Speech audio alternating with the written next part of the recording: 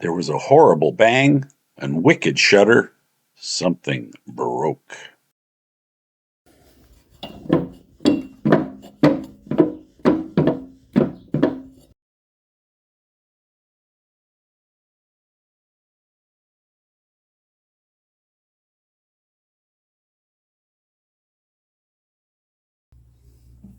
After discovering that the other side, possibly this deck, is bent, in order to match things up, I'm going to have to take this side apart as well. Thank goodness for air tools.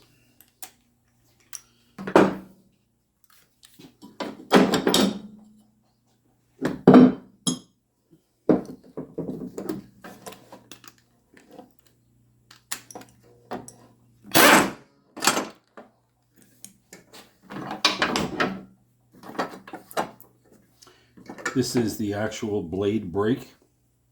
What you hear, it comes from the factory with a almost metallic rubbery pad on here, hard rubber pad. Doesn't last very long, and then when it wears out, the blades don't stop, which is very dangerous. So I always replace these with aluminum. The aluminum rides up against the pulley, and it does stop the blades quickly. Makes a bit of noise, but it sure works a lot better. Okay, let's see how many of these break.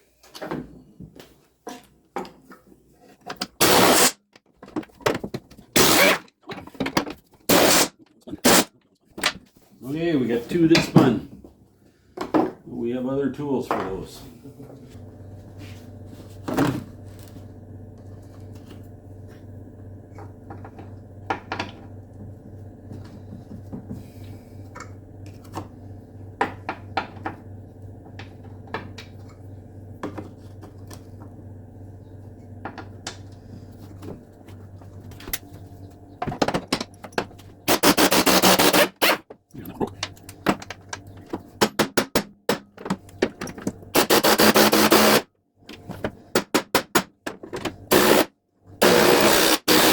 Hey, and that one broke.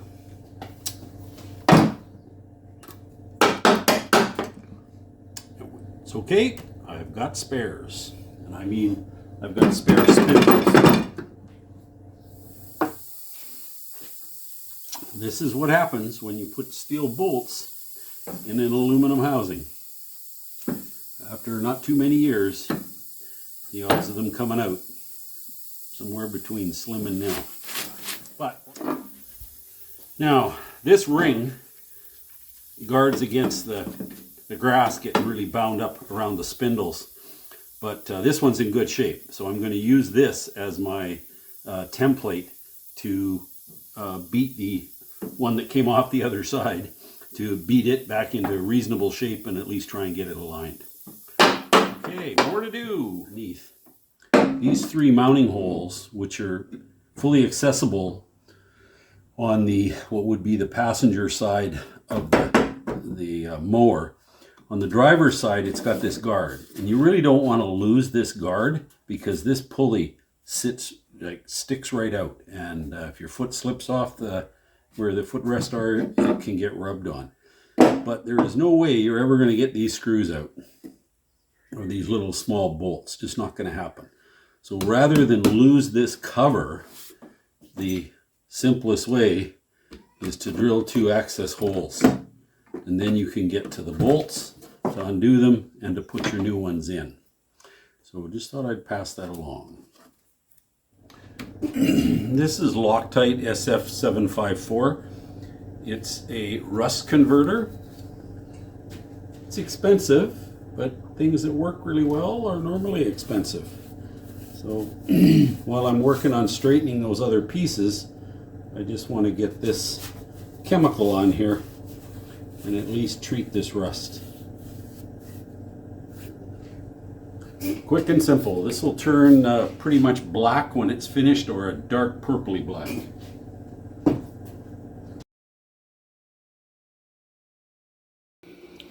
Our goal here is to make this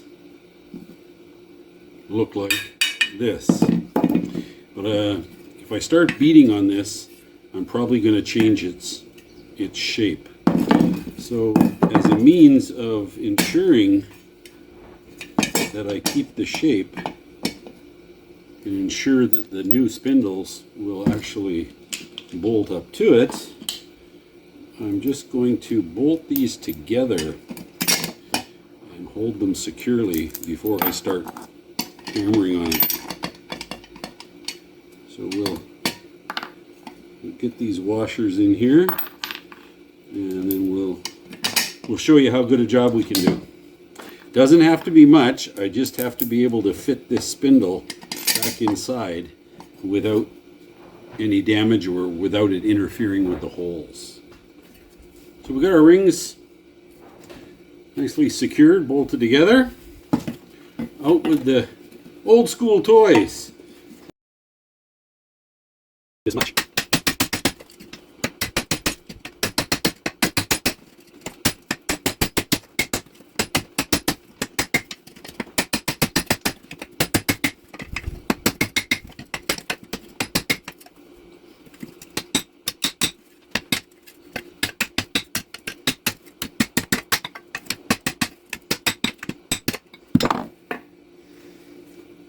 Not perfect, but it's not bad either.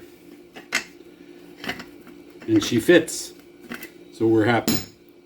All right, earlier I mentioned the problem with the blade brakes on these mowers, that the pad that comes with them, I don't even know if they are available aftermarket now. They very well may be, but they're made of a composite material and they wear out quickly, resulting in the fact that your blades don't stop. I've had far better success using small pieces of aluminum when the original ones break, and then turning to good old JB Weld and installing them on here. These have probably been on there with just that little bit of wear for a good number of years now. So I'm going to move forward with repairing this one. I'll mix up some JB Weld. This will get mounted on here and clamped, and it'll get left overnight to set. I won't bore you going through the mixing process. I'm sure you've seen it before. So off we go. So there we have it, clamped in place. We'll let this sit till tomorrow. We'll get on with repairing those spindles, and we should be able to put it all back together. Just to help with guarding against corrosion, taking the time, since I have to wait overnight for the JB Weld to set anyway, felt we'd put a good 2 coats of a trim-clad rust paint over top of both the surfaces of the guard ring and the actual bottom plate of the mower deck itself. We've waited our 24 hours. Our blade brake has been, I've glued it back on using JB Weld, and those are ready to go. So I just wanted to take a moment and point this out. The spindles, the original bolt heads were about this size with a built-in washer. The replacement ones that came with these spindles are only this big. So that means all that twisting and torquing of these spindles is going to be transferred just to that small head of that bolt. So I'll be adding a stainless steel washer to the top side. I've also soaked everything down in Never Seas, and the threads. Don't know if it'll do any good, but it can't hurt, and we're here doing this now anyway. So now in putting this back together, one of these holes on the top side holds the bracket that goes along with the blade brake. So I've marked that with an X so that we don't end up starting a hole there that we're just going to have to take apart later.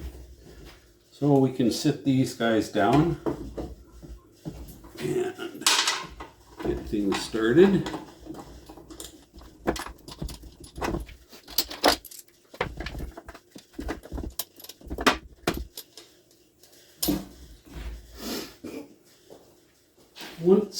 Once we have both of those started, we can flip this girl over and we'll finish everything from the top side.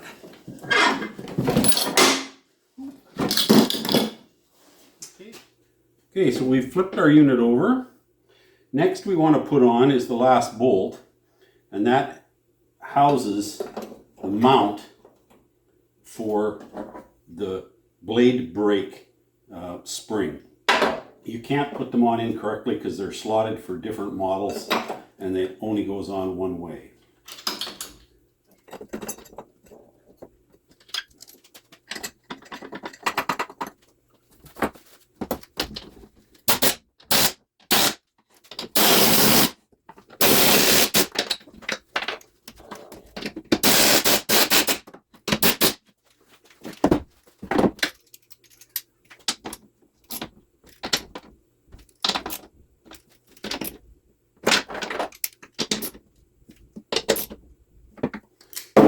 Okay,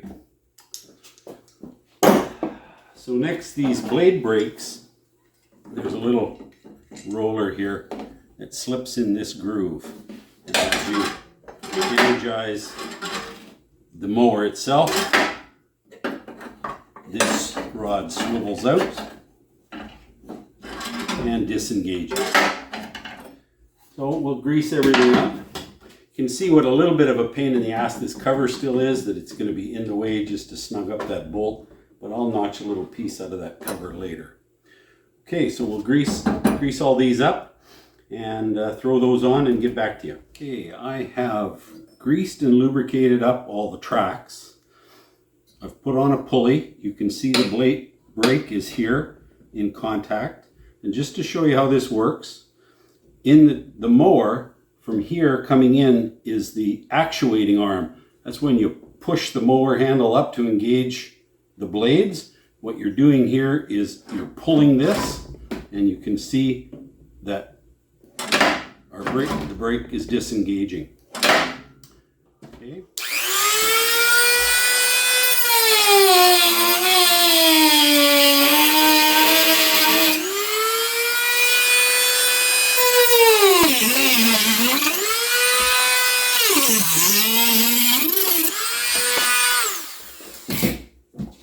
Okay, do not forget your washer.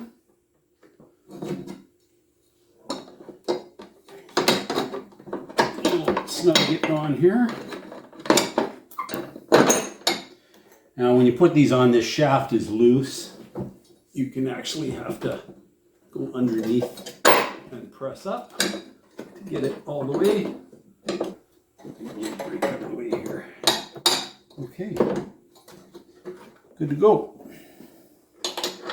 Okay, we can put the nut on now.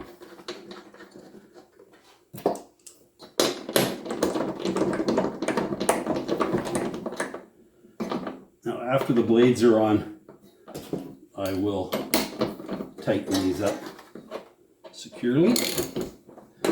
For now, hand tight will seat them inside their housings from underneath. And you feel it when they bottom and lock. Brakes and pulleys are installed. So there we have it. That's our complete deck with new spindles, new pulleys, repaired brakes, and fully lubricated. But we're now going to flip it over, and I'm going to check the blades. If you remember at the beginning, I was a little bit concerned that the actual deck might be bent.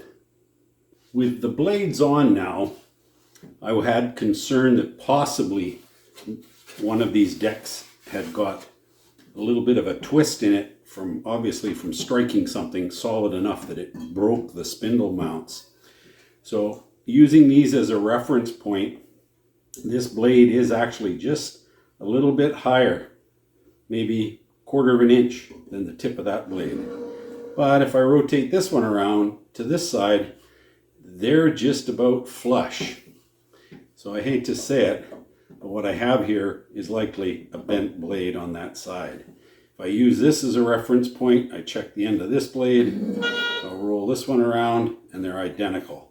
So that blade is straight. Once again, here we are almost level, a hair low, and here I come around and I'm maybe 1/16 to 1/8 of an inch low. So I do have a bad blade. So I'm going to mark that one.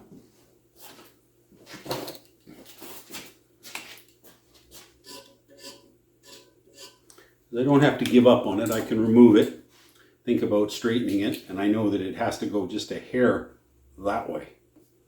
Other than that, she's good enough to put on and get it aligned on the tractor. Even if you don't have the actual service manual, these belts are pretty self-explanatory. The grip side of your belt obviously goes into your pulleys. The back side of your belt goes onto your idlers. That's what these little guides are here for, so that when the blades are not engaged and there's no tension on this belt, that the belt can't flip off on you. To know that really that you've got it put on properly, you can see I've got tension on it here.